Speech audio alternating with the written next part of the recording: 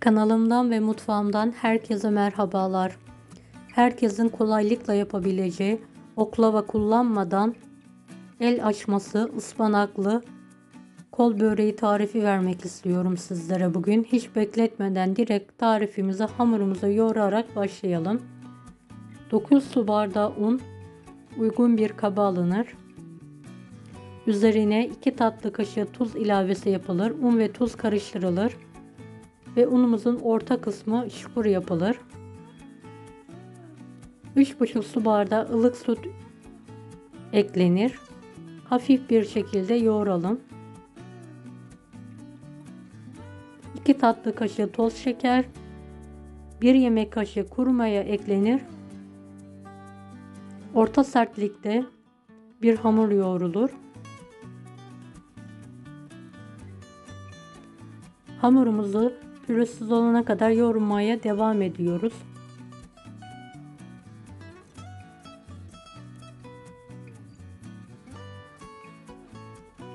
Evet, hamur toparlandıktan sonra tezgah üzerine alıyorum ve pürüzsüz olana kadar 5-6 dakika yoğurmaya devam ediyorum.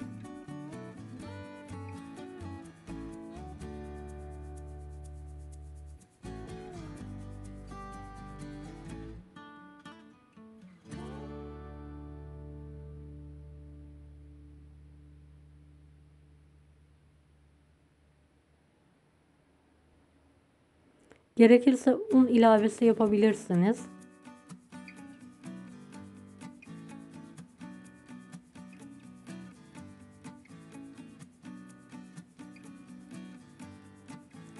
Evet, kaymak gibi bir hamur yoğurduktan sonra üzerine yoğurduğumuz hamur kabını üzerini kapatalım ve bu şekilde dinlenmeye bırakalım 10 dakika.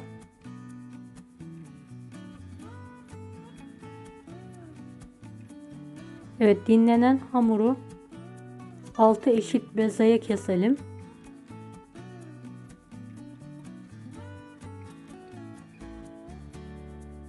Bezeleri pürüzsüz olana kadar yuvarlayalım.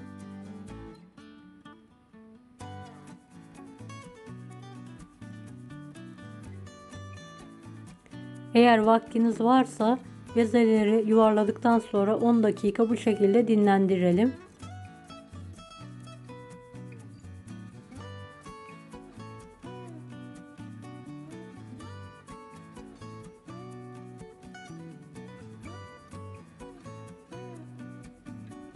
Evet, benim vaktim yoktu. Hamurları yuvarladıktan sonra az unla merdane yardımıyla pasta tabağı büyüklüğünde hamurlarımın hepsini açıyorum.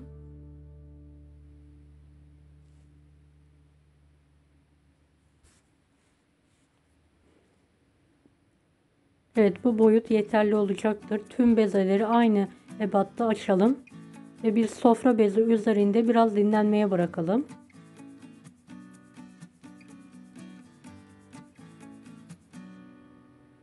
Yıkanmış 1 kilo ıspanağım var. İç harcını hazırlamaya başlayalım. Evet, ıspanakların kök kısımlarını keserek alalım. Bu kısmı kullanmayacağım. Orta incelikte ıspanaklarımızı doğrayalım.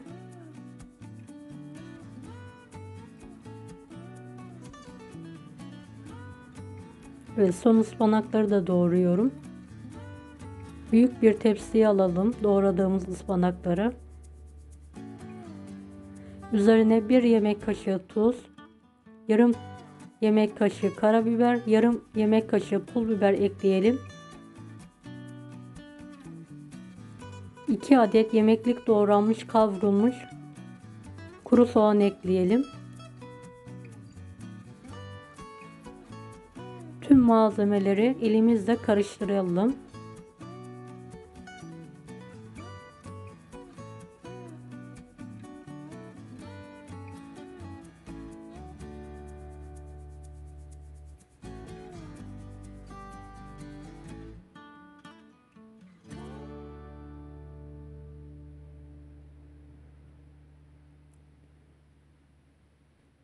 Evet, ıspanakların suyunu sıkarak Bir süzgeçe alalım.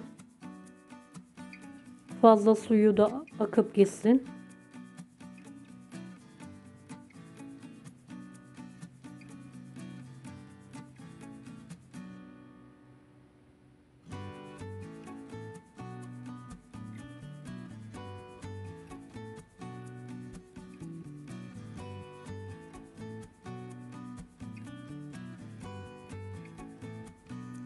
Evet, açtığımız hamurları bir pasta tabağına alalım. Arkasını önünü bolca yağlayalım. 6 bezeyi üst üste alalım. Aralarını mutlaka bolca yağlayalım.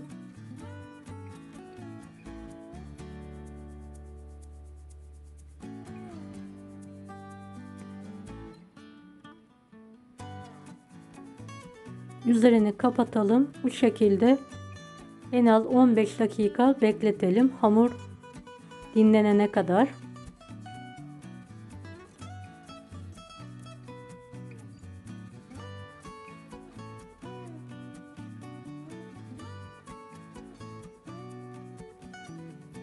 Evet, ilk bezemizi tezgah üzerine alıyoruz.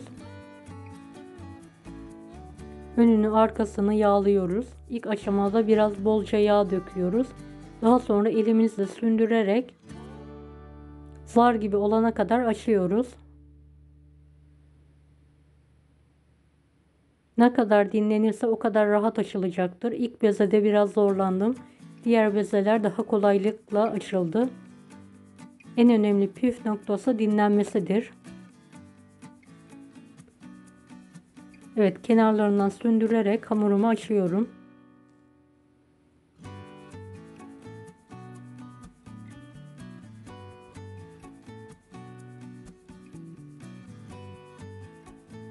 Sofrada bu işlemi yaparsanız daha rahat olacaktır. Ben tezgah üzerinde yaptım. Biraz zorlandım açarken.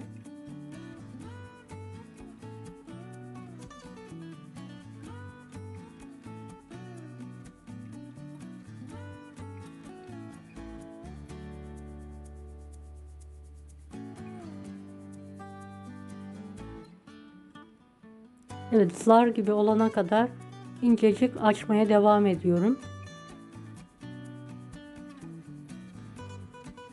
Açtıktan sonra iç harcımı karşılıklı olacak şekilde koyuyorum.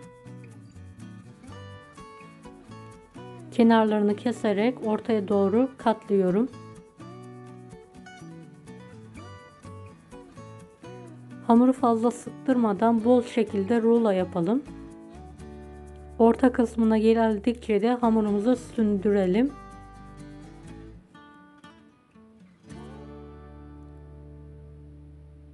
Evet, iki taraftan ruloya sarmaya devam ediyorum. Ortadan ikiye keserek rulomu sarıyorum. Sardıktan sonra hamurumuzu hafif bir şekilde esnetebiliriz. Kendi etrafında gül börek şeklinde sarıyorum.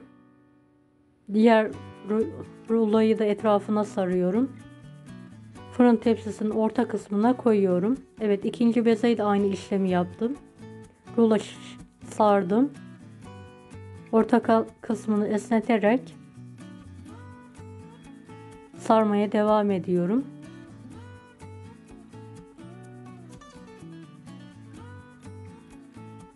Ortadan ikiye keserek tek parça halinde rulo sarıyorum. İlk böreğimizin etrafına kol böreği şeklinde sarmaya devam ediyorum. İkinci bezeyi de.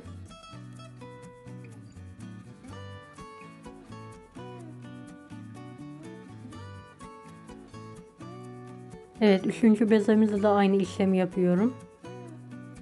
Hamur dinlendiği için orta kısmı çektikçe inceliyor ve açılıyor. Bu sayede böreğimiz daha incecik, zar gibi lezzetli bir börek oluyor. Ne kadar açarsanız ince o kadar güzel oluyor böreğimiz. Evet, sarmaya devam ediyorum. Ortadan ikiye keserek rulamı bitiriyorum.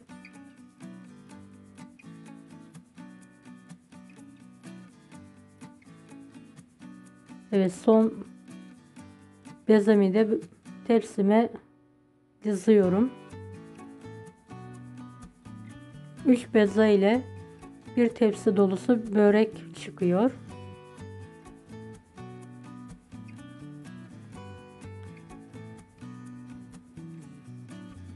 Üzerine tekrardan bolca yağ gezdirelim. Her tarafına gelecek şekilde sürelim. Önceden ısıttığımız 170 derecelik fırında üzeri kızarana kadar pişirmeye bırakalım.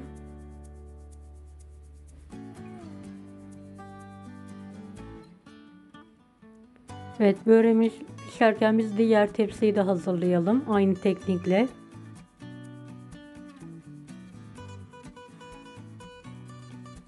Evet, diğer tepsim için hamurumu tekrardan yağlayarak elimle açıyorum, sündüre sündüre. Zar gibi olana kadar açmaya devam edeceğim. Videomu bu kısma kadar izlediyseniz yorum kısmına herhangi bir emoji bırakırsanız bana destek olmak için sevinirim.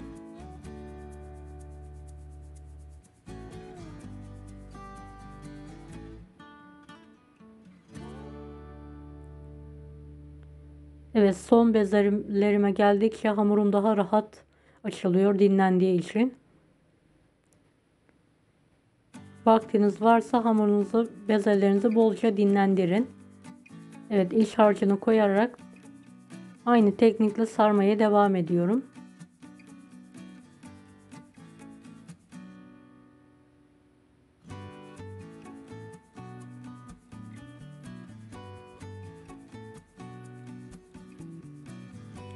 Kenar kısımları boşluk kaldıkça da ıspanaklı iç harçtan ilave ediyorum.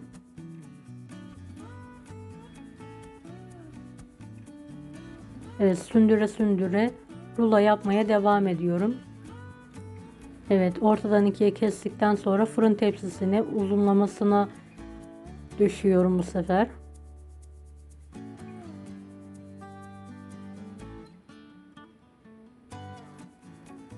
Evet, ikinci bezeyi de açtım. Ve fırın tepsisine diziyorum. Diğer ilk hamurun yanına.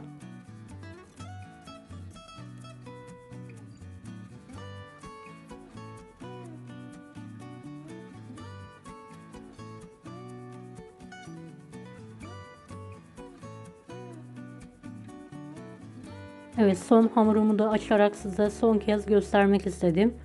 Dinlenince ne kadar rahat açıldığını göstermek için. Evet, bolca yağladım. Elimle sündüre sündüre zar gibi olana kadar tezgah üzerinde açıyorum.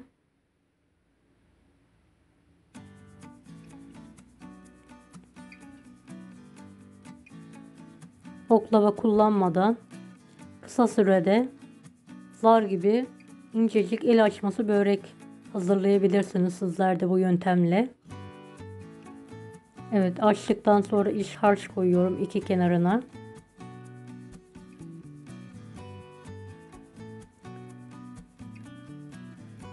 Rulo sararak böreğime şekil veriyorum.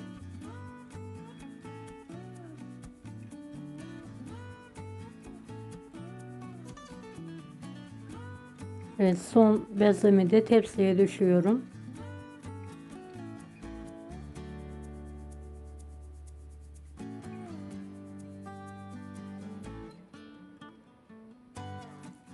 Üzerine en son tekrardan bolca yağ sürelim. Ne kadar yağ koyarsak o kadar lezzetli bir börek olacaktır. İlk böreğimiz fırından çıktı.